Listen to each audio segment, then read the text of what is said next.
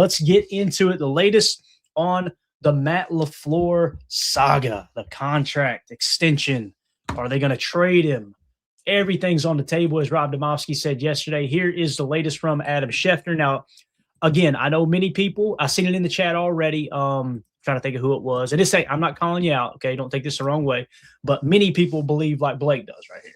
Schefter needed his morning clicks by reheating these leftovers and tweeting them out. LOL. Any excuse to get in here and talk ball, though. That's a good point on the latter, Blake. You know, they could say that. Trying to think of something stupid to say here. I really ain't got much. They could say that the Green Bay Metro trash truck ran into a dumpster at Lambeau, and we get on here and talk about it, right? We love our Packers. So that's a fair point. However, I've said from the get-go, as soon as this started to kind of go off the rails a little bit with the contract negotiation, at least in the fans' eyes, behind the scene, guys, listen, we all need to accept that behind the scenes at 1265 Lombardi, this may have been a non-issue the entire time. That could have been the case, right? We're trying to read the tea leaves and see which way is it going to go. Adam Schefter, in my opinion, the majority of his reporting on this has probably come from Matt LaFleur's agent's camp, okay? And then again, Ian Rappaport, have we seen him say anything on this? We haven't, right? So Ian typically will give you the information from the team. Not that Schefter don't have sources in the building. Obviously he does, right? But again, this kind of felt like the whole time that this was Matt LaFleur's camp going, hey, here's kind of where we're at. I know I could get a top 5 position anywhere in the league as a head coach, right? They consider me a top 5 head coach, not anywhere in the league, but obviously you know what I'm saying. People around the league view him as a top 5 coach, whether we do or not as fans. That's the reality of the market. So I think he kind of puts that out there to go, hey, here's where we're at. This ain't a done deal. And what that does is in the public eye, it puts a little pressure on the organization. All of a sudden, the poll questions start going out. And the poll questions are saying anywhere from, 65% to, 85%. And in some cases, 90%, the fan base wanted Matt LaFleur back. Now, if you read the YouTube comments, you think it's the opposite. That's why we always do the poll questions, just to make sure, because sometimes it feels like it's swayed in a different direction than it actually is. But here is the tweet.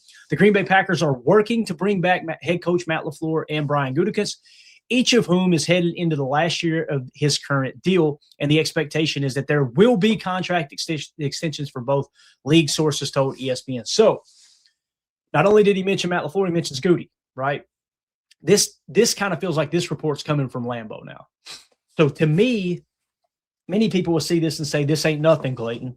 But for me, what I see here is this is kind of a way to go, hey, guys, everybody settle down. It's getting done. Now, the last few days, everyone who's reported on it, you notice the lingo has been more along the lines of they're closer to getting the deal done than they're not. Essentially, it's more likely, that's how I've seen this reported too, it's more likely he will be back, Matt LaFleur will be back, rather than not be back, right? So, and Josh Martin, this is in the chat, says this, and I completely understand where you're coming from, Josh. Is it me, or the longer this goes on, the less chance I feel LaFleur comes back? I feel the opposite. I kind of felt like the longer it goes on now, it's just more about the details. Now, the part that bothers me is now it feels like we might just kind of stand pat with the coordinators and everything we got, right? Which, what am I saying? There's been people in the building saying that they love everybody, not just Matt LaFleur. Everyone in the building loves Rich Bisaccia. Whether we agree with it or not, that's the report coming out of there. Where did the report come from? Who leaked that information out? Was there influence behind it that, hey, we want to, just get this information out there to brace the public that Bisaccia's coming back? Who knows, right? Maybe Bisaccia's going to be let go and that report was inaccurate, right? We'll find out in due time. But again, when you kind of look at everything here, I feel like the longer it goes on now, they're not as antsy to, we need to get a replacement in here, right? So head coach is going to be intact. And also the Mike McDaniel front. This is the part that's been concerning for me the entire time, was like, I want to see a change at the offensive line room, okay, in terms of, both personnel and coaches. We'll talk about Sean Ryan here in a second. But when it comes to the offensive line coach, Coach Butkus, I think you can do much better. I mean, you can't spend that much money on your center and Elton Jenkins and him not just be absolutely dominant, okay? You can't go out in free agency and spend, the money that you did on Aaron Banks, although it's not as bad as many people make it out to be. Go spend all that money on Aaron Banks to play left guard and him play as bad as he did. You can't have Rasheed Walker, a 4th-year starter, whether he's a 7th-round pick or not, committing stupid ass penalties down the stretch when the game's on the line, right? You can't have, your first round pick in Jordan Morgan, underperforming. Although here's where I push back on Butkus more than Morgan. We've seen him at tackle. Jordan Morgan looked good at tackle. He graded out well at tackle, graded out in the 70s in the tackle position. Guys, that grades out higher than Rasheed Walker. And we were asking Morgan to bounce around a little bit, right? Well, what did he grade out like at guard? Exactly. Why are we playing him at guard? Who makes that decision? You guessed it. Adam Stenavich and Coach Butkus. Now, how much say does Coach Butkus have in the starting five? Is it Adam Stanovich's final call? I can't imagine Matt LaFleur is very involved in that. And maybe you knock Matt LaFleur for that. I completely understand.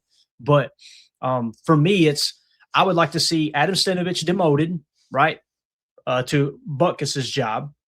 If you want to keep Butkus on staff to be a helper or whatever, listen, I have no problem with that. I have no personal issues with Coach Butkus. I just know this offensive line has went backwards since he took over as offensive line coach. And it's either his fault, Adam Stanovich's fault, or it's Brian Gutekunst's fault.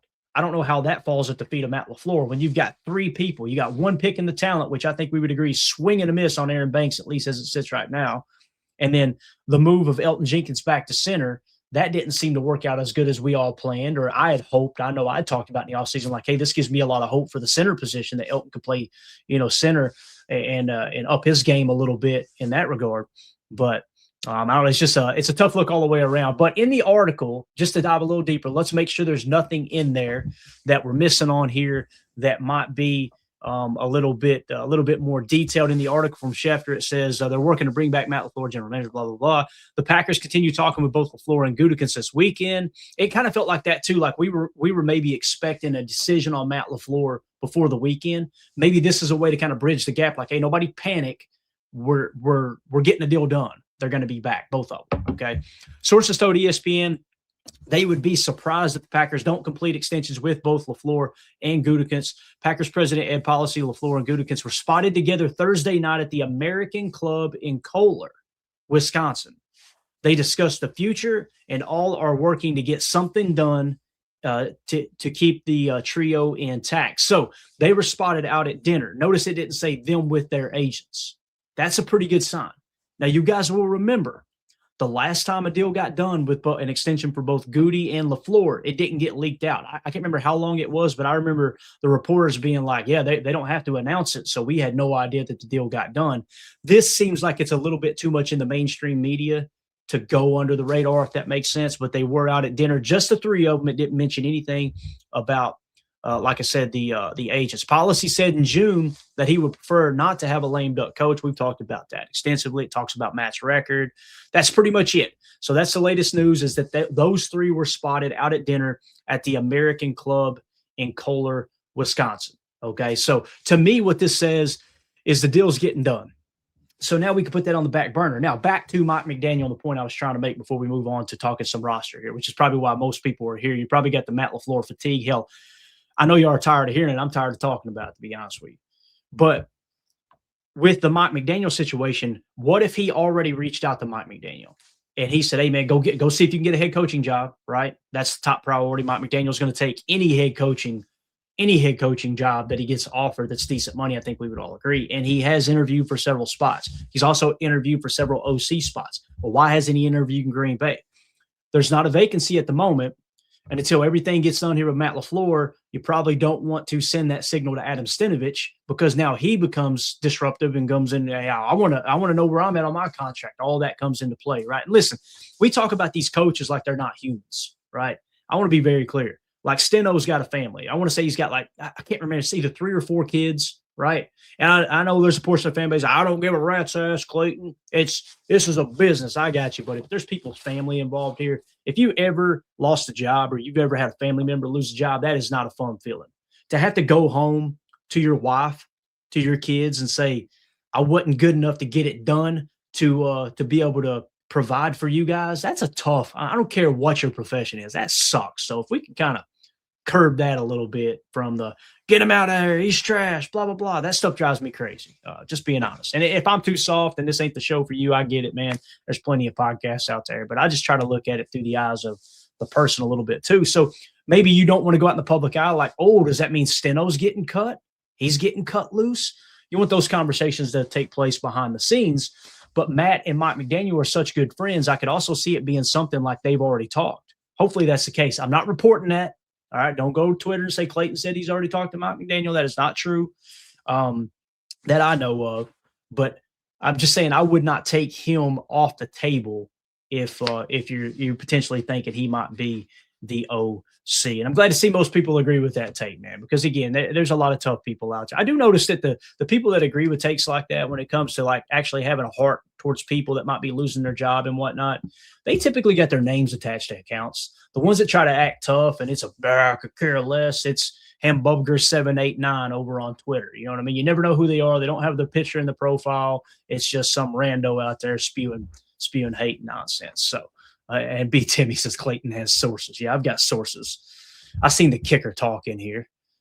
The sources I've got is in this house is my wife downstairs still giving me hell that Habersick should have been the kicker all year. And I'm tired of hearing about it. Okay. So, absolutely, Nick McSwain, internet tough guys are cringe. It really is, man. But again, try not to give them too much publicity here. If you guys are watching this video back later, let me know in the comments, how do you feel about the latest on Matt LaFleur? Do you agree with me that that's a good sign that just the three of those without their agents were out? Maybe the deal's already done and we don't know about it yet. Maybe there's already a handshake agreement and now they're talking about, all right, where are we going for the future? I think this is good news. Ed policy, Matt LaFleur, Brian Gutekunst sitting down having dinner together without the agents. I think that's great news. So let us know in the comments what you think. Make sure you hit like, subscribe, click the bell icon so you don't miss out on future live streams like this one.